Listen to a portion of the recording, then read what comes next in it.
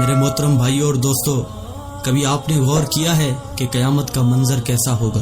وہ قیامت جس کا آنا طے ہے، جس کے آنے کی خبر اللہ کے آخری نبی حضرت محمد صلی اللہ علیہ وسلم دے چکے ہیں۔ کیا آپ نے کبھی غور کیا ہے کہ وہ دن کیسا ہوگا؟ قیامت کی شام کیسی ہوگی؟ آج ہم قرآن و حدیث کی روشنی میں قیامت کا نقشہ کھینچنے کی کوشش کریں گے۔ دعا ہے کہ اللہ ہمیں اس خوفناک دن کی تیاری کرنے کی توفیق دے۔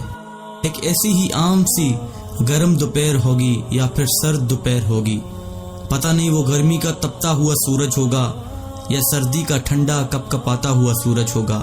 شام حسب معمول ڈھلے گی اور دن کو الوداع کہے گی۔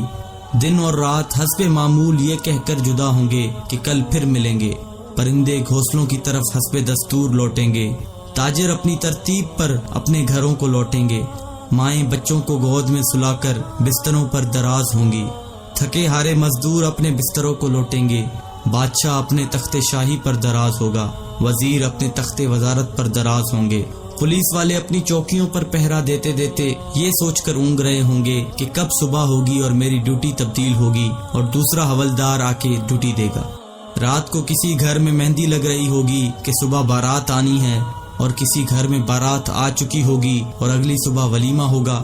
کہیں پہ رات کو دکان مکمل ہوئی ہوگی اور صبح کو دکان کا افتتاح ہونا ہوگا، کسی کا رات کو گھر مکمل ہوا ہوگا اور صبح نئے گھر میں منتقل ہونا ہوگا۔ یہ ساری حسب معمول کی وہ باتیں ہیں جو آج کے دن بھی کسی نہ کسی جگہ ہو رہی ہوں گی، اور قیامت سے پہلے کی شام بھی بالکل عام سی شام ہوگی۔ ایسی ہی ایک شام آئے گی، ہولے ہولے اور دھیرے دھیرے آئے گی اور پھر سارے عالم پہ چھا جائے گی۔ پھر سورج اسی طرح حسب دستور اپنے چہرے سے نقاب ہٹائے گا اور عالم سے اندھیرے کو جدا کر دے گا۔ کوے آنکھیں کھولیں گے، مرغے اذان دیں گے، بلبل کا نغمہ ہوگا، کوئل کی کوکو ہوگی، چڑیوں کی چہچہاہٹ ہوگی، جھرنے اسی طرح اپنے پانی کے ساتھ بہہ رہے ہوں گے، دریاؤں میں طغیانی حسب دستور ہوگی، سمندر میں موجوں کی اٹکیلیاں حسب دستور ہوں گی، سبزی لینے والے صبح صبح سبزی منڈی کو جا رہے ہوں گے اور کام کاج والے گاڑیوں کے اڈے کی طرف جا رہے ہوں گے، ڈرائیور اپنی گاڑیاں ٹھیک کر رہے ہوں گے، مائیں بچوں کو اسکول کے لیے تیار کر رہی ہوں گی، کوئی مکھن کا پیڑا نکال رہی ہوگی تو کوئی ڈبل روٹی پہ مکھن لگا رہی ہوگی، اور کوئی پراٹھا توے پہ ڈالنے جا رہی ہوگی۔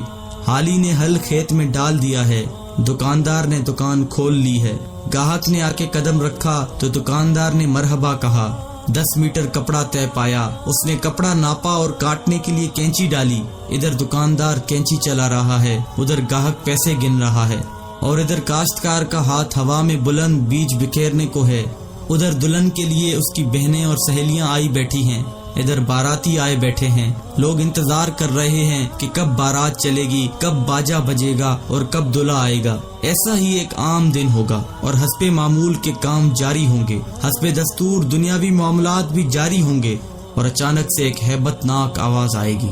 وہ آواز اتنی خوفناک ہوگی کہ اس آواز کو سن کر دکاندار کے ہاتھ سے کینچی گر جائے گی، گاہک کے ہاتھ سے پیسے گر جائیں گے، کاشتکار کے ہاتھ سے بیج گر جائے گا، دلہن کے گجرے ٹوٹ جائیں گے، مہندیاں گر جائیں گی، دلہن اپنی جان بچا کے بھاگے گی، دولہے کو اپنی بارات اور اپنی دلہن تک یاد نہ ہوگی، لڑکی والوں کو مہندی اور زیورات میں سجی ہوئی اپنی بیٹی یاد نہ ہوگی تو لڑکے والوں کو گھوڑے پہ چڑھتا ہوا دولہا بھول جائے گا، مراسیوں کو اپنے ڈھول بھول جائیں گے، سیاست دانوں کو اپنی سیاست یاد نہ ہوگی، حوالدار کو اپنا پہرا بھول جائے گا۔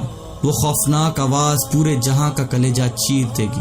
انسان کا کلیجہ تو ہے ہی چھوٹا سا، قرآن کے مطابق وہ آواز اتنی ہیبت ناک ہوگی کہ اس آواز کو سن کر زمین و آسمان کے کلیجے پھٹ جائیں گے، پہاڑوں کے بہتے ہوئے چشمے خشک ہو جائیں گے، ماؤں کے ہاتھوں سے وہ نوالے گر جائیں گے جو وہ اپنے بچوں کو کھلا رہی ہوں گی۔ وہ ماں جو چند لمحے پہلے اپنے بچے کو اپنی چھاتی سے دودھ پلا رہی تھی اور میرا چاند کہہ کر اپنے بچے کا ماتھا اور گال چوم رہی تھی، وہی ماں اپنے بچے کو ایک ٹوکری کی طرح ہوا میں اچھال دے گی کہ یہ مرتا ہے تو مرے، میری جان بچ جائے۔ لیکن آج بچے تو کون بچے اللہ کے سوا؟ آج ہر شخص پر اتنا خوف طاری ہے کہ اسے بچوں کی پکار نہیں سنائی دے رہی۔ آج دھرتی پر مسلمان کوئی نہیں ہوگا۔ یہ اللہ کا شکر ہے کہ قیامت صرف کافروں کے لیے ہے، مسلمان کوئی نہیں ہوگا۔ اس دن انسان اپنے ہاتھوں سے بنے ہوئے گھروں کو گرتا دیکھے گا، سنگ مرمر کی اینٹوں کو ادھڑتا دیکھے گا، اپنے تخت کے پرزے پرزے ہوتا دیکھے گا، اپنے اسلحے کو بکھرتا دیکھے گا، اپنی طاقت کو ٹوٹتا دیکھے گا، اپنے جسم کو ساتھ چھوڑتا دیکھے گا۔ سورج یہ دیکھو، کوئی آنکھ ہے تو دیکھے اللہ کی بے نیازی کو۔ آج جبریل بھی تڑپ کر مر گیا، آج میکائیل بھی چکرا کر گر گیا، آؤ چشمے تصور میں اسرافیل کو بھی گرتے دیکھ لو، آج عرش کے فرشتوں کو بھی گرتے دیکھو۔ اب ایک عجیب منظر ہے، ایک ہیبت ہے، ایک سناٹا ہے، ایک خوف ہے، ایک جلال ہے۔ اوپر اللہ ہے اور نیچے اسرائیل کی ٹانگیں بکری کے بچے کی طرح کانپ رہی ہیں، اور اللہ شان بے نیازی سے کہہ رہا ہے، کون باقی؟ اسرائیل کہے گا، یا اللہ اوپر تو باقی، نیچے تیرا عبد اسرائیل باقی۔ تو اللہ کی ہیبت ناک آواز آئے گی کہ تو بھی مر جا میرے اسی امر کے ساتھ جس امر سے میں نے تجھے پیدا کیا۔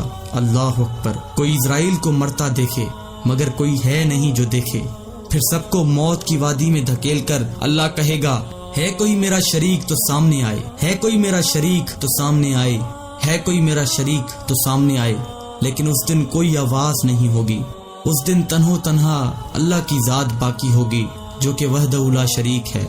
میرے بھائیوں، یہ ہے وہ دن جس کا آنا طے ہے، یہ ہے وہ دن جس کے لیے ہم اس دنیا میں آئے ہیں۔ اس دن کچھ باقی نہ ہوگا، اس دن پورا جہاں ٹوٹ چکا ہوگا۔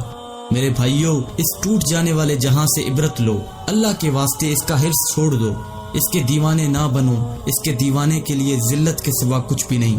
سائے کے پیچھے بھاگنے والے کے لیے دیوار سے ٹکرانے کے علاوہ کچھ نہیں ہوتا، ریت پہ پانی تلاش کرنے والے کے لیے سوائے پیاس کے اور کچھ نہیں ہوتا، اس کی عزت سے دھوکہ کھانے والے کے لیے سوائے ذلت کے کچھ نہیں ہے، اس کی جوانی پر اترانے والے کے لیے بڑھاپے کی خوفناک آہیں ہیں، سسکیاں ہیں۔ اس دن کا انتظار کرو جب بڑھاپا اس کی جوانی کو کھا جائے گا، اس دن کا انتظار کرو جب اس کی اولاد بھی کہے گی کہ اماں مرتی ہی نہیں ہے، ابا مرتا ہی نہیں۔ دعا کرو اللہ والد صاحب کے لیے آسانی پیدا کر دے، یعنی دوسرے لفظوں میں موت دے دے۔ جگہ جی لگانے کی دنیا نہیں ہے، یہ عبرت کی جہاں ہے، تماشا نہیں ہے، جہاں میں ہے عبرت کے ہر سو نمونے، مگر تجھ کو